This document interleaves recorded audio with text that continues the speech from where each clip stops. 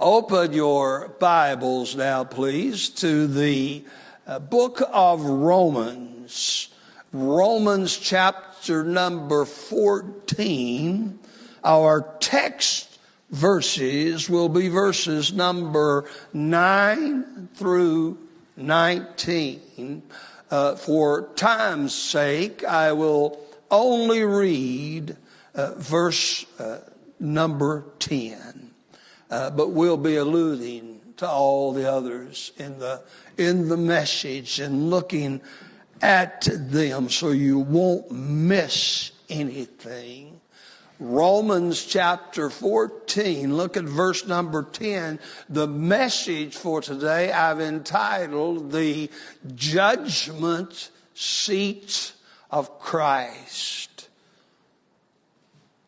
And the Bible said, but why dost thou judge thy brother? You know, must just be human nature. We all kind of have a tendency to do that, don't we? He said, or why dost thou set at naught thy brother? And we have that human tendency as well.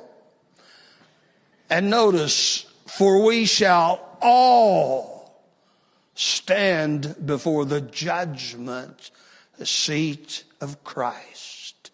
And let me go ahead and read verse number 11. For it is written, as I live, saith the Lord, every knee shall bow to me, and every tongue shall confess to God. So then every one of us shall give an account of himself to God. Let's pray. Father, thank you for this wonderful Lord's Day. Thank you for that heavenly wind that blows upon the hearts and souls of men and women and boys and girls and gives them a desire to know you in a free pardon of sin, be saved and go to heaven. And thank you so much today, Lord, for Ireland and David and their beautiful baptismal experience. And I pray, Lord, that as others witness this, that it will stir the hearts of more to follow suit and to do the same thing. Lord, please help us as believers to be filled with your Holy Spirit. Help us, Lord, to learn and not only learn about the judgment seat of Christ, but to adjust our lives and to live our lives in light of that. Help me to preach in Jesus' name. Amen. This is the ninth, if you've been keeping track, message I've preached on this subject of the coming judgment of God. Last week, you might remember we stepped into a celestial courtroom. It's known as the Great White Throne Judgment. And we witnessed as the unsaved of all the ages, small and great, stood before God and gave an account of the lives on earth, the works that they did in preparation for their final allotment in what the Bible calls the lake of fire. Today, you might say we step across the hall into yet another celestial courtroom. And it's known as the judgment seat of Christ. And it concerns that time after our physical death when Christians must give an account to God for the way that we have lived our lives on earth after our born again experience. 1 Corinthians chapter 3 verses 11 through 15 tells us that at this judgment, believers will receive rewards for faithful Christian service to Christ and His church. And it tells us that unfaithful Christians will suffer the loss of rewards, and their hands will be empty, and they will have no gifts of appreciation to lay at the feet of Jesus, who is worthy of our lives' service. So the judgment seat of Christ can be a glorious time when we can hear the words, "Well done, thou good and faithful servant, enter into the joy of the Lord." Or it can be a gloomy, a heartbreaking time, a disappointing time, when we have no gifts of gratitude to offer Jesus. Here's my guiding thoughts for the message today. The coming judgment of God is inclusive of all, everybody. No one exempts, no one gets out of the judgment of God, be they saved or be they lost. Also, we find that it will be on an individual basis. We find that the judgment seat of Christ will concern our interest, or whether we are even interested in others, whether we look beyond ourselves. And lastly, the judgment seat of Christ will concern our involvement in service.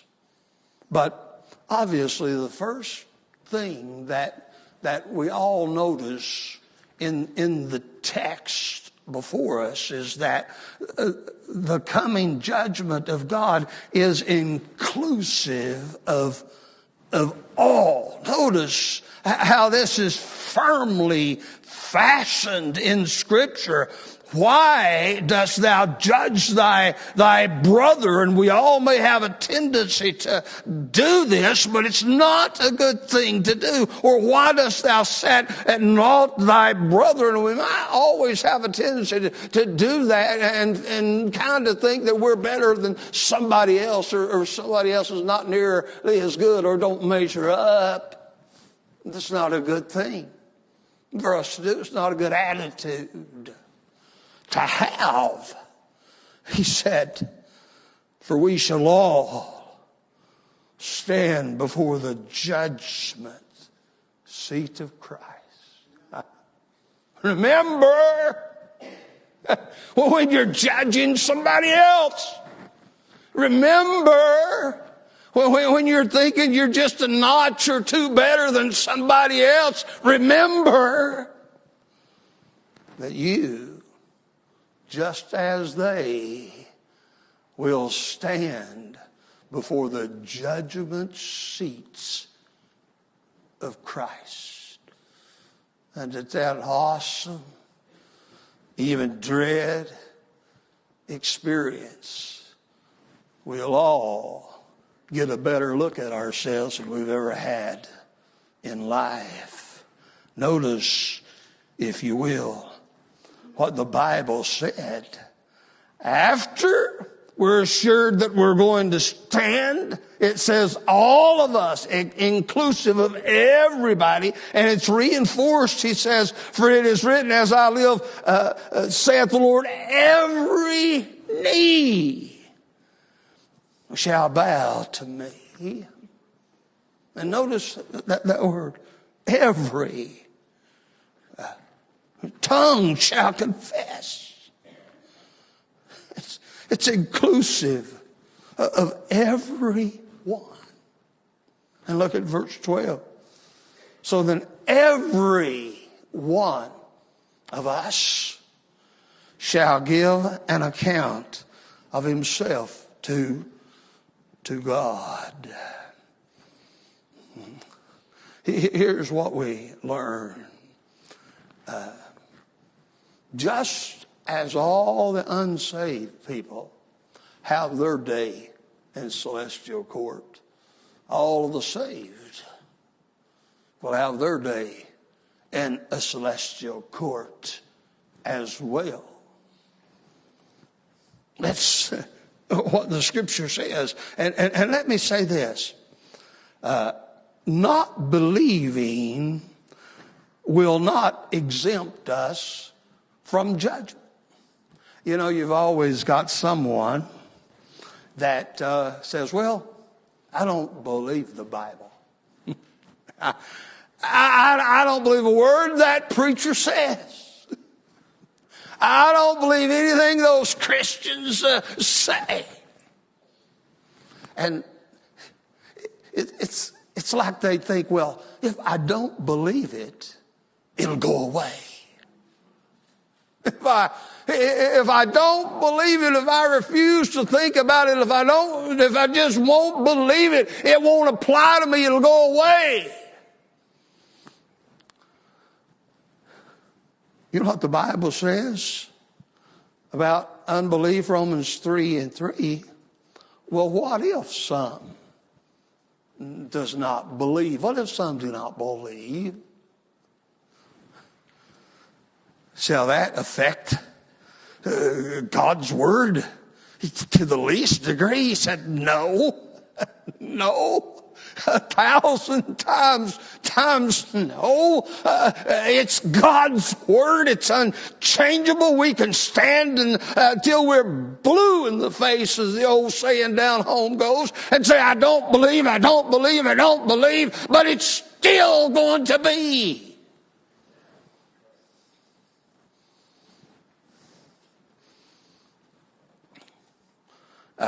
Trying to prepare for it in your own way. Then you've got a lot of people, well, they'll concede that there's a coming judgment day. That's taught in our very senses, isn't it? Everybody just about. It's just innate in our senses, isn't it? We all sense that there's a judgment day coming. And then, well, we'll concede to that preacher. And we'll try to get all of our personal ducks in a row. And we'll try to cross all of our T's and dot all of our I's and adjust all of our living. And we try to get ourselves ready in our own selves to where we think we're acceptable and will pass the test at Judgment Day. Most of us are like that. Go ahead and admit it. I like what one person said. They definitely didn't have all their ducks in a row, and they were pretty sure that at least one of their ducks was a pigeon. I like that. That's honesty, isn't it? And it's good to be honest about yourself. You really can't get anywhere with God till you're honest about yourself. The Bible said you can't get all your ducks in a row. And the Bible says there's a lot of pigeons in the line of ducks. And a lot of T's that you can't cross, a lot of I's that you can't dot. Because the Bible said in Ephesians 2 and 8, by grace are you saved through faith, and that not of yourselves. It's the gift of God. Titus 3 and 5 puts the same thing, and I think it says in a little different way. He said it's not by works of righteousness which we've done, but it's according to his mercy that he saves us by the washing of regeneration and the renewing of the Holy Ghost. It's God that loves us enough and makes the plan of salvation for us. We don't make the plan. So it's inclusive of all.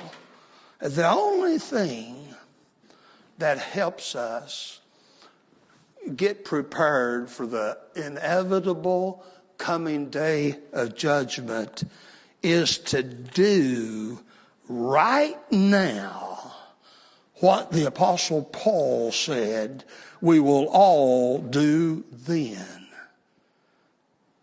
And that is to bow our knees before the Lord Jesus Christ and say, Lord, I admit, I know that I'm a sinner. I know that I need God. God, be merciful to me. God, forgive my sins. God, save my soul. Bow that knee, the knee of that heart. You know, sometimes people are so proud, prideful. Oh, you couldn't get them to bow their knees. But the only thing that helps prepare for the inevitable, all-inclusive day of judgment is to do now what we will all have to do then. And that's willingly bow our knee before God. The Apostle Paul, when he penned those words to the Ephesian folk, he said in chapter 3, around verse 4, he said, for this cause I bow my knee toward the Lord Jesus Christ. For the Lord I bow. Let us all be the kind of people that will bow our knees unashamedly and boldly before God. The coming judgment is not all inclusive of all. The coming judgment will be on an individual, personal basis. Now, it's so vitally important that we all get this. Look at the text and pay particular attention to the individuality of the statements, we shall all. See, not only is that inclusive of all, it presents an individualistic truth. We shall all, each and every individual will personally bow. Notice that phrase.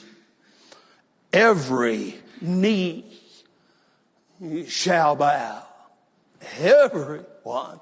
But every single individual knee.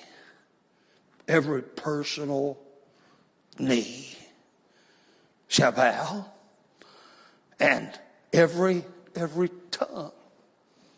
Every tongue in every mouth will confess.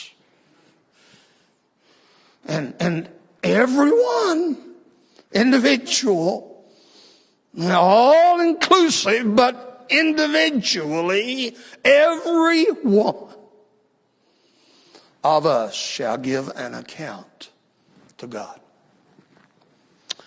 The coming judgment of God will be individualistic, and personal. Here's what we learn. The judgment seat of Christ is not a national thing. It is not a group event. It is not even a family event. It is an individualistic, personal experience that we will all face. You see, salvation, John chapter 3, verses number 1 through 8, is an individual, personal experience between us and God. You see, I'm not going to heaven because my dear grandmothers were great Christians. I never met either of my grandfathers personally. They were deceased, and I understand they were Christian men, so they were with Jesus before I was ever born. But, and my mom, my dad. Listen, because they were Christians didn't make me a Christian. There came a time when I sensed my need of God personally. I'm thankful that the Holy Ghost of God breathed over my soul and taught me that eternal truth. And individually, personally, I had to trust Christ. And just as that born-again experience is individualistic and personal, so is this coming judgment of God. Let's put it this way. My sons aren't Christians because their dad is and because their dad's been a preacher all their life. My grandchildren aren't Christians because granddaddy is. They're not. And they will face God. Did you ever think about it this way? My wife's in the nursery today. You know, you go through life with your spouse, and you should, and you do about everything with them. And about everything you do is with somebody in life, isn't it? But that will be a time when Pastor Bill Raines stands alone before God Almighty. My wife's not at my side. Wife, your husband's not at your side. Boys and girls, your daddy and mommy that have been your safe place aren't at your side. Every one of us stands alone on Judgment Day before God Almighty. So sad. Yeah, I want to tell you a little story right now. I'm kind of reluctant to tell it. Part of me says I shouldn't, but part of me says I should. Did you ever get there where a part of you said one thing and the other part of you said the other, so you didn't know what to do?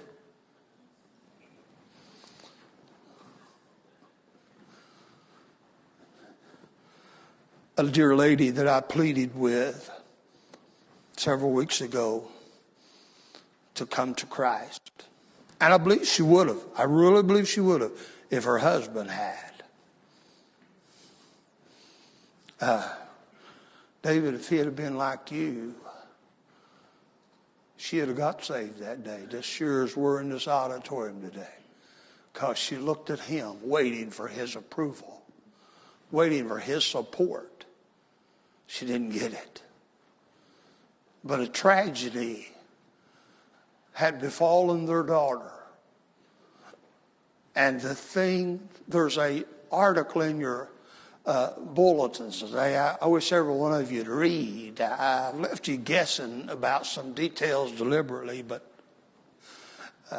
listen, everybody has some kind of regrets, and we need to get those regrets straightened out if we're able to get those regrets straightened out. In my case, I cannot. And in that dear lady's case, she cannot. But I'll never forget her words. Are you listening to me? She said her daughter begged her to take her to church when she was little. She wanted to go and hear about Jesus and be with other boys and girls in the Sunday school class. Mommy, can I go? But Mommy, Daddy is too busy. And a tragedy befell, and the girl went out into eternity. I won't even tell you how.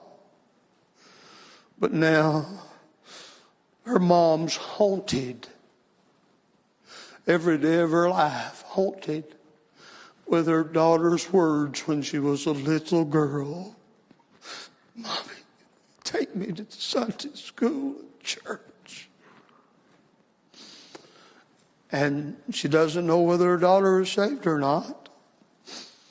And she's so broken and so distraught about the whole thing.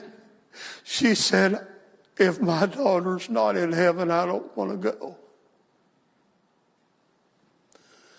Oh, my. There's a day coming, friends, when we will give an account to God for ourselves and not another, and our sons and our daughters and our moms and our dads and our brothers and our sisters may not be there with us, but we'll still give an account to God for our life and our relationship with Jesus. The coming judgment of God will concern our interest in others, or whether we're interested in others. And it's so appropriate that this point follows the story that I just told you. Look at the text. Attention in the text is drawn to our interest or lack thereof in others. Verse 13. Let us not therefore judge one another anymore. Here's the thing. But judge this rather. In other words, make a judgment in my own life. Not your life, not somebody else. Make judgment in my own life. But judge this rather, that no man put a stumbling block or an occasion to fall in his brother's way. He illustrates it with a believer's choice concerning clean or unclean things in verse 14 and 15. And he illustrates it in the sense that what you consider good and okay, others might consider evil. So regardless of the situation, the message he's given us is that we have to have a proper interest in other people. And we need to do some things in our life for the best of other people's. You know what? That dear lady may never sit grieving her life away had she been interested enough to get her daughter into Sunday school and church and keep them there. But she wasn't interested enough then. And life and other things paid the price. Notice, please, verses 13 and 14. Let no man put a stumbling block or an occasion to fall in front of his brother or sister. Don't just take the attitude, well, I'm saved, I'm going to heaven. That's their business, whatever they want. I don't care. Well, you should care. You should care. You should care. You should care. Our interest in others. Paul wrote, I don't have this in my text, but it jumped in my mind just now. In First, Second Thessalonians, one of those two books. Has to be one of the two because there's not a third Thessalonians. So one of the two. I think chapter 2, around 19 or toward the end of the chapter. I don't have the notes before me, but it says, what is our hope? What is our crown of rejoicing on Judgment Day? But you in the Lord. So, Judgment Day will concern whether we're interested in other people to do anything to get them to go to heaven or to do anything to better their spiritual life. You know what I'm seeing today, and I don't want to make you mad. You might just get mad. You might have said, preacher, amen, glory to God. We're on holy ground right now. But when I make this statement, you might get just mad as an old wet hen at me. What I'm seeing today is a whole lot of parents more interested in what the world has to offer their kids than in what God has to offer their kids.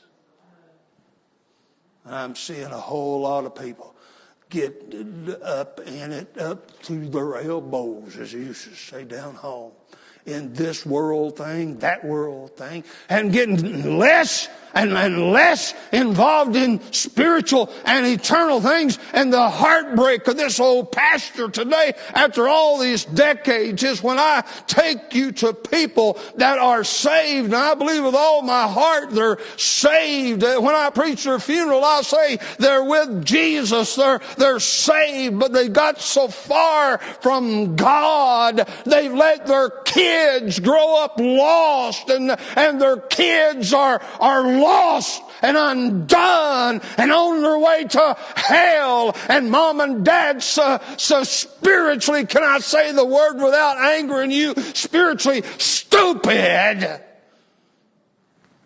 they don't even try to win them to Christ. You know what I hear? Well, let them grow up and make their own mind up. That's the dumbest thing ever come out of the mouth of a Christian parent. Because even Andy Griffith knows better than that. Did you ever see that little excerpt about the bum, the vagabond that come through town? And that was his philosophy. And even Sheriff Andy Griffith had better sense than that. He said, well, if you let them do that, they'll bite at the first shiny hook they see. They have to have a mom and dad that'll say, that's wrong. That's bad. This is right. That's wrong. As for me and my house, we're going to serve God. That's the kind of parent that God calls on us to be. And Judgment Day. Listen, can I tell you something without... some of you already got mad at me, so I'll just make you a little bit madder. This is my heart. My boys One of them sitting back there taking care of things I don't know nothing about. I left the other in the nursing home in a vegetative state for 6 years now. And I got some grandkids back there. My beautiful granddaughter Lily is getting older today. I can't believe she's 17. But if I thought, Larry and Carol, if I thought one of our grandkids was lost, I'd probably pull my hair out. I would. I'd beg God every day of my life, God, don't let my grandkid go to hell. I wouldn't be interested in getting them into Harvard. I'd be interested in getting them into heaven. I wouldn't care if they never picked up a ball or not. I want them to pick up a Bible, amen. Take that, you devil.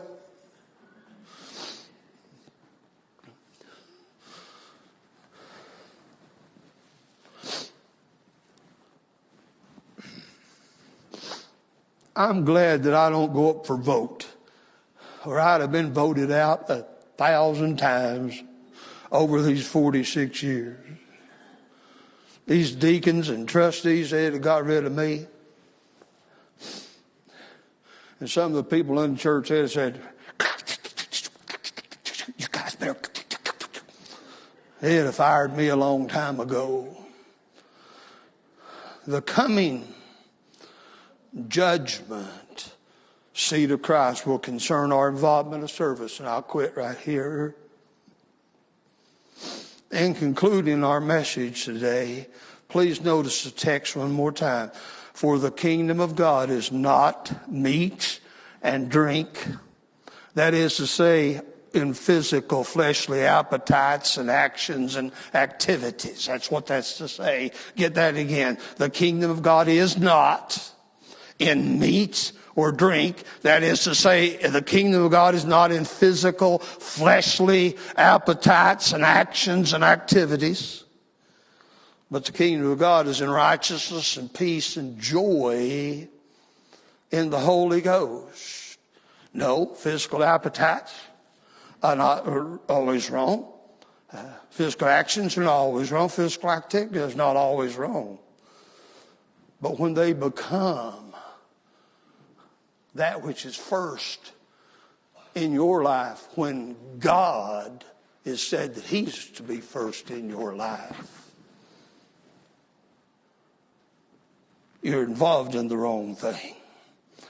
And He said, for he that in these things, in righteousness, peace, joy, and in the Holy Ghost, he that in these things serveth God is acceptable to God and approved of men. Notice that word. He that serveth in righteousness, and he that serveth in peace, and he that serveth in the joy of the Holy Ghost. He that serveth in these things is acceptable to God and approved of men. Well, He tells us what is acceptable to God. So our involvement in service to Christ will be an issue that we face on Judgment Day. You can get ready by getting ready. You can get in better shape by withdrawing a little more from the world and getting closer to the Lord. Let me ask for a show of hands. How many still love the old preacher? I need to know that about right now. Amen. Some of you didn't raise your hand. I'm kind of worried about you. We're worried about me one, amen? Hey, let's all get right with God and stay right with God. Let's stand.